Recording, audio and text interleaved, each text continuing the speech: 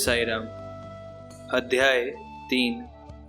श्री साई बाबा की स्वीकृति, आज्ञा और प्रतिज्ञा, भक्तों को कार्य समर्पण, बाबा की लीलाएं, ज्योति स्तंभ स्वरूप, मातृ प्रेम, रोहिला की कथा और उनके मधुर अमृतोपदेश। श्री साई बाबा की स्वीकृति और वचन देना। जैसा कि गत अध्याय में वर्णन किया जा चुका है, बाबा ने सच्चरित्र लिखने की अनुमति देते हुए कहा कि सच्चरित्र लेखन के लिए मेरी पूर्ण अनुमति है। तुम अपना मन स्थिर कर मेरे वचनों में श्रद्धा रखो और निर्भय होकर कर्तव्य पालन करते रहो। यदि मेरी लीलाएं लिखी गईं तो अविद्या का नाश होगा तथा ध्यान व भक्ति पूर्वक श्रवण करने से दैहिक बुद्धि नष्ट होकर भक्ति और प्रेम की तीव्र लहर प्रवाहित होगी, और जो इन लीलाओं की अधिक गहराई तक खोज करेगा उसे ज्ञान रूपी अमूल्य रत्न की प्राप्ति हो जाएगी। इन वचनों को सुनकर हेमाड़ पंथ को अति हर्ष हुआ और वे निर्भय हो गए। उन्हें दृढ़ विश्वास हो गया कि अब कार्य अवश्य ही सफल होगा। बाबा ने श्यामा की ओर दृष्टिपात कर कहा, जो प्रेम पूर्वक मेरा नाम स्मरण करेगा, मैं उसकी समस्त इच्छाएं पूर्ण कर दूंगा। उसकी भक्ति में उत्तरोत्तर वृद्धि होगी। जो मेरे चरित्र और कृत्यों का श्रद्धा पूर्वक गायन करेगा, उसकी मैं हर प्रकार से सदैव सहायता करूंगा। जो भक्तगण हृदय और प्राणों से मुझे चाहते हैं, उन्हें मेरी कथाएं श्रवण कर स्वभावतः प्रसन्नता होगी। विश्वास रखो कि जो कोई मेरी लीलाओं का कीर्तन करेगा, उसे परमानंद और चिर संतोष की उपलब्धि हो जाएगी। ये मेरा वैशिष्ट्य है कि जो कोई अनन्य भाव से मेरी शरण आता है, जो श्रद्धा पूर्वक मेरे पूजन, निरंतर स्मरण और मेरा ही ध्यान किया करता है, उसको मैं मुक्ति प्रदान कर देता हूँ। जो नित्य प्रति मेरा नाम स्मरण और पूजन कर मेरी कथाओं और लीलाओं का प्रेम पूर्वक मनन करते हैं, ऐसे भक्तों में सांसारिक वासनाएं और अज्ञान रूपी प्रवृत्तियां कैसे ठहर सकती हैं। मैं उन्हें मृत्यु के मुख से बचा लाता हूँ। मेरी कथाएं श्रवण करने से मुक्ति हो जाएगी। अतः मेरी कथाओं को श्रद्धा पूर्वक सुनो, मनन करो। सुख और संतोष प्राप्ति का सरल मार्ग ही यही है। इससे श्रोताओं के चित्त को शांति प्राप्त होगी, और जब ध्यान प्रगाढ़ और विश्वास दृढ़ हो जाएगा, तब अखंड चैतन्य घन से अभिन्नता प्राप्त हो जाएगी। केवल साईं साईं के उच्चारण मात्र से ही उनके समस्त पाप नष्ट हो जाएंगे। भिन्न भिन्न कार्यों की भक्तों को प्रेरणा। भगवान अपने किसी भक्त को मंदिर, मठ, किसी को नदी के तीर पर घाट बनवाने, किसी को तीर्थ पर्यटन करने और किसी को भगवत कीर्तन करने एवं भिन्न भिन्न कार्य करने की प्रेरणा देते हैं, परंतु उन्होंने मुझे साई सच्चरित्र लेखन की प्रेरणा दी। मुझे किसी भी विद्या का पूर्ण ज्ञान न होने के कारण मैं इस कार्य के लिए सर्वथा अयोग्य था। अतः मुझे इस दुष्कर कार्य का दुस्साहस क्यों करना चाहिए। श्री साई महाराज की यथार्थ जीवनी का वर्णन करने की सामर्थ्य किसे है। उनकी कृपा मात्र से ही कार्य संपूर्ण होना संभव है। इसलिए जब मैंने लेखन प्रारंभ किया तो बाबा ने मेरा अहम नष्ट कर दिया और उन्होंने स्वयं अपना चरित्र रचा।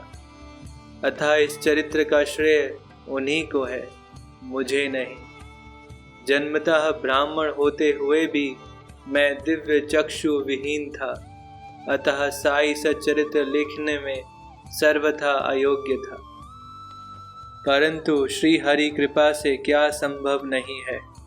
मूक भी वाचाल हो जाता है और पंगु भी गिरिवर चढ़ जाता है। अपनी इच्छा अनुसार कार्य पूर्ण करने की युक्ति वे ही जाने। हारमोनियम और बंसी को ये आभास कहाँ कि ध्वनि कैसे प्रसारित हो रही है, इसका ज्ञान तो वादक को ही है। चंद्रकांत मणि की उत्पत्ति और ज्वार भाटे का रहस्य मणि अथवा उदधि नहीं, वरन शशि कलाओं के घटने बढ़ने में ही निहित है। बाबा का चरित्र ज्योति स्तंभ स्वरूप। समुद्र में अनेक स्थानों पर ज्योति स्तंभ इसलिए बनाए जाते हैं जिससे नाविक चट्टानों और दुर्घटनाओं से बच जाएं और जहाज को कोई हानि ना पहुंचे। इस भव सागर में श्री साईं बाबा का चरित्र ठीक उपर्युक्त भांति ही उपयोगी है। वे अमृत से भी अति मधुर और सांसारिक पथ को सुगम बनाने वाला है। जब वह कानों के द्वारा हृदय में प्रवेश करता है तब दैहिक बुद्धि नष्ट हो जाती है और हृदय में एकत्रित करने से समस्त कुशंकाएं लोप हो जाती हैं। अहंकार का विनाश हो जाता है तथा बौद्धिक आवरण लुप्त होकर ज्ञान प्रकट हो जाता है।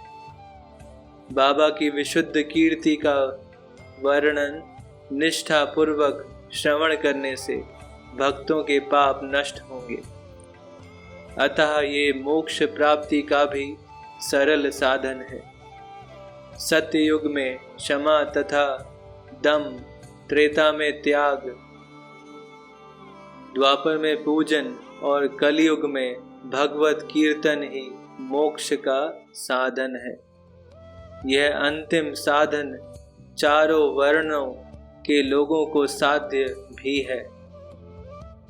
अन्य साधन योग, त्याग, ध्यान, धारणा आदि आचरण करने में कठिन है, परंतु चरित्र तथा हरि कीर्तन का श्रवण तो अत्यंत ही सुलभ है। केवल उन पर ध्यान देने की ही आवश्यकता है। कथा श्रवण और कीर्तन से इंद्रियों की स्वाभाविक विषयासक्ति नष्ट हो जाती है और भक्त वासना रहित होकर आत्म साक्षात्कार की ओर अग्रसर हो जाते हैं। इसी फल को प्रदान करने के हेतु उन्होंने सच्चरित्र की रचना कराई। भक्तगण अब सरलता पूर्वक चरित्र का अवलोकन करें और साथ ही उनके मनोहर स्वरूप को ध्यान कर गुरु और भगवत भक्ति के अधिकारी बने तथा निष्काम होकर आत्म साक्षात्कार को प्राप्त हो। साई सच्चरित्र का सफलता पूर्वक संपूर्ण होना यह साई महिमा ही समझें। हमें तो केवल एक निमित्त मात्र ही बनाया गया है। मातृ प्रेम। गाय का अपने बछड़े पर प्रेम सर्वविदित ही है। उसके स्तवन सदैव दुग्ध से पूर्ण रहते हैं और जब भूखा बछड़ा स्तन की ओर दौड़कर आता है तो दुग्ध की धारा स्वतः प्रवाहित होने लगती है। उसी प्रकार माता भी अपने बच्चे की आवश्यकता का पहले से ही ध्यान रखती है और ठीक समय पर स्तनपान कराती है। वह बालक का श्रृंगार उत्तम ढंग से करती है, परंतु बालक को इसका कोई भान ही नहीं होता। बालक के सुंदर श्रृंगार आदि को देखकर माता के हर्ष का पारावार नहीं रहता। माता का प्रेम विचित्र, असाधारण और निस्वार्थ है, जिसकी कोई उपमा नहीं है। ठीक इसी प्रकार सद्गुरु का प्रेम अपने शिष्य पर होता है। ऐसा ही प्रेम बाबा का मुझ पर था। उदाहरणार्थ वह निम्न प्रकार था। सन 1916 में मैंने नौकरी से अवकाश ग्रहण किया। जो पेंशन मुझे मिलती थी वह मेरे कुटुंब के निर्वाह के लिए अपर्याप्त थी। उसी वर्ष की गुरु पूर्णिमा के दिवस मैं अन्य भक्तों के साथ शिरडी गया। वहाँ अन्ना चिंचणीकर ने स्वतः ही मेरे लिए बाबा से इस प्रकार प्रार्थना की, इन पर कृपा करो, जो इन्हें पेंशन मिलती है वह निर्वाह योग्य नहीं है। कुटुंब में वृद्धि हो रही है, कृपया और कोई नौकरी दिला दीजिए ताकि इनकी चिंता दूर हो और ये सुखपूर्वक रहें। बाबा ने उत्तर दिया कि इन्हें नौकरी मिल जाएगी, परंतु अब इन्हें मेरी सेवा में ही आनंद लेना चाहिए। इनकी इच्छाएं सदैव पूर्ण होंगी। इन्हें अपना ध्यान मेरी ओर आकर्षित कर अधार्मिक तथा दुष्ट जनों की संगति से दूर रहना चाहिए। इन्हें सबसे दया और नम्रता का बर्ताव और अंतःकरण से मेरी उपासना करनी चाहिए। यदि ये इस प्रकार आचरण कर सके तो नित्यानंद के अधिकारी हो जाएंगे। रोहिला की कथा। ये कथा श्री साईं बाबा के समस्त प्राणियों पर समान प्रेम की सूचक है। एक समय रोहिला जाति का एक मनुष्य शिरडी में आया। वह ऊंचा, पूरा, सुदृढ़ एवं सुगठित शरीर का था। बाबा के प्रेम से मुग्ध होकर वह शिरडी में ही रहने लगा। वह आठों प्रहर अपनी उच्च और कर्कश आवाज में कुरान शरीफ के कलमे पढ़ता और अल्लाहु अकबर के नारे लगाता था। शिरडी के अधिकांश लोग खेतों में दिन भर काम करने के पश्चात जब रात्रि में घर लौटते तो रोहिला की कर्कश पुकारें उनका स्वागत करती थी। इस कारण उन्हें रात्रि में विश्राम न मिलता था, जिससे वे अधिक कष्ट और असुविधा का अनुभव करने लगे। कई दिनों तक वे मौन रहे, परंतु जब कष्ट असहनीय हो गया तब उन्होंने बाबा के समीप जाकर रोहिला को मनाकर इस उत्पात को रोकने की प्रार्थना की। बाबा ने उन लोगों की इस प्रार्थना पर ध्यान ना दिया। इसके विपरीत गांव वालों को आड़े हाथों लेते हुए बोले कि वे अपने कार्य पर ही ध्यान दें और रोहिला की ओर ध्यान ना दें। बाबा ने उनसे कहा कि रोहिला की पत्नी बुरे स्वभाव की है और वह रोहिला को तथा मुझे अधिक कष्ट पहुंचाती है, परंतु वो उसके कलमों के समक्ष उपस्थित होने का साहस करने में असमर्थ है और इसी कारण वह शांति और सुख में है। यथार्थ में रोहिला की कोई पत्नी ना थी। बाबा का संकेत केवल कुविचारों की ओर था। अन्य विषयों की अपेक्षा बाबा प्रार्थना और ईश आराधना को महत्व देते थे।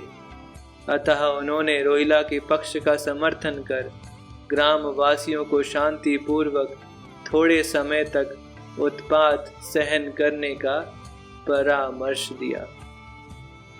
बाबा के मधुर अमृतोपदेश। एक दिन दोपहर की आरती के पश्चात भक्तगण अपने घरों को लौट रहे थे।